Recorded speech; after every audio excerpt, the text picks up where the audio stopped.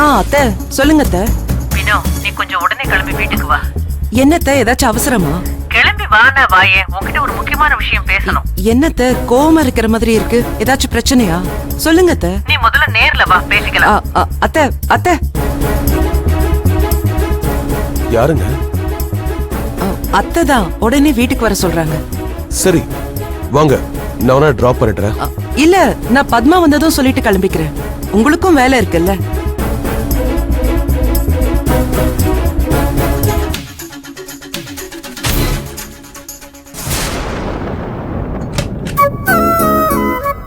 வாங்க சார். இந்தா வினோ, வாங்கிட்டு வந்துட்டேன். சரி. எப்ப சார் வந்தீங்க? நான் அப்பவே வந்துட்டேன். ஒரு அருமையான டீயும் குடிச்சிட்டேன். பாத்தீங்களா, என்ன விட்டுட்டு குடிச்சிருக்கீங்க.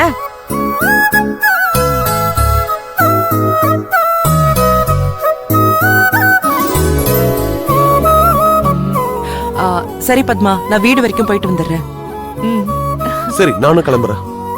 என்ன சார், வினோ கிளம்பணும்னு நீங்களும் கிளம்புறீங்க? ஏன் எங்க கிட்ட எல்லாம் பேச மாட்டீங்களா? இல்ல, கிளையண்ட் வர டைம் ஆயிடுச்சு, அதான் கிளம்புறேன். சும்மா சொன்னேன் சார். சரி கிளம்புறேன். வரேங்க.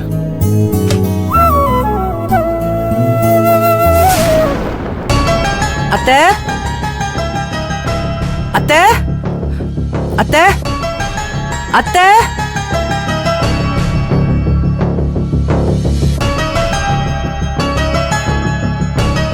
என்னாச்சு அத்தை? எதுக்கு என்னைக்கும் இல்லாத மாதிரி இன்னைக்கு உங்க பேச்சு இருந்தது? என்ன பிரச்சனைன்னு கொஞ்சம் சொல்லுங்களேன் அத்தை. இந்த வீட்ல என்ன நடக்குதுன்னு எனக்கு தெரியல, அதான் என் பிரச்சனை. இப்பெல்லாம் சில விஷயங்களை என்கிட்ட இருந்து நீ மறைக்கணும்னு நினைக்கிறல்ல? அத்தை, அப்படியெல்லாம் ஒண்ணுமே இல்ல அத்தை. மறைக்கிற அளவுக்குலாம் இங்க ஒண்ணுமே நடக்கலையே. ஆமா, ரம்யா எதுக்காக வேலைக்கு போக மாட்டேன்னு சொன்னா?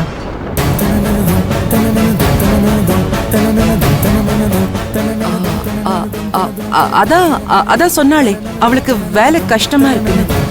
அது இல்ல, நான் கேக்குறது உண்மையான காரணத்தை. ஆமா, அந்த பையனோட தாத்தா கடைக்கு வந்து உன்கிட்ட பேசினாராமே, அத நீயே என்கிட்ட சொல்லாம மறைச்ச? இந்த விஷயம் இவங்களுக்கு எப்படி தெரிஞ்சது? அத்தை, சொல்ற அளவுக்கு அந்த விஷயத்துல அவசியம் ஒண்ணும் இல்ல அத்தை. அவசியம் இல்லாமலா அவங்க தாத்தா கோவில்ல என்ன வந்து சந்திச்சு பேசினாரு? என்கிட்ட இருந்து மறைச்சா எனக்கு விஷயம் தெரியாதுன்னு நினைச்சீங்களா? இதெல்லாம் என்ன மூடி வைக்கிற சமாச்சாரமா? சொல்லு. இல்ல அத்தை, அவர் எதுக்கு உங்களை வந்து பார்த்து பேசணும்? நான் அவ்வளவு சொல்லியும் அவர் எதுக்கு திரும்ப வந்து தொந்தரவு பண்ணணும்? ஒரு தடவை சொன்னா அவங்களுக்கெல்லாம் புரியாதா? அத்தை, முதல்ல ஒரு விஷயத்தை நீங்க தெளிவா புரிஞ்சுக்கணும். நம்ம பொண்ணுக்கு இந்த விஷயத்துல எந்த விருப்பமும் இல்ல. அப்படி இருக்கிறப்போ இது நமக்கு அவசியமான விஷயமே இல்லையே. அவசியம் இல்லாத விஷயத்துல நாம எதுக்கு மூக்கு நுழைக்கணும்? நீங்களே சொல்லுங்க. அந்த பையன் தொந்தரவு கொடுக்கறதுனாலதான் ரம்யா வேலைக்கு போறதுக்கே தயங்கினா. மேற்கொண்டு அந்த வீட்டு ஆளுங்க வந்து பேச போய் இந்த பிரச்சனையை இப்படியே விட்டா பெருசாகும்னு பயந்து போய் தான் அவளை வேலையை விட்டு நிக்க சொன்னேன். அத்தை, உங்ககிட்ட சொல்லாம இருந்தது தப்புதான். ஆனா இத மறைக்கணும்னோ உங்களை ஏமாத்தணும்னோ நான் இத பண்ணல.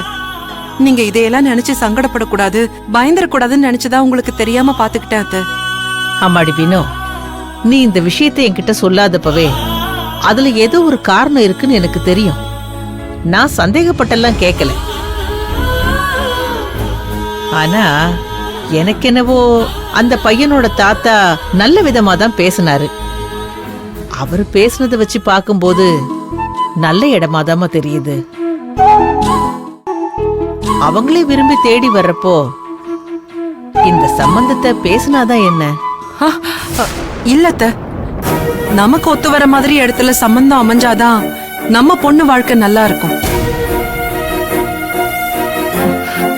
சக்திக்கு மீறின இடத்துல சம்பந்தம் பண்ணா அது என்னைக்குமே ஆபத்து தான். இந்த விஷயம் ஆரம்பத்துல இருந்தே எனக்கு சரியா வரும்னு தோணலத்த.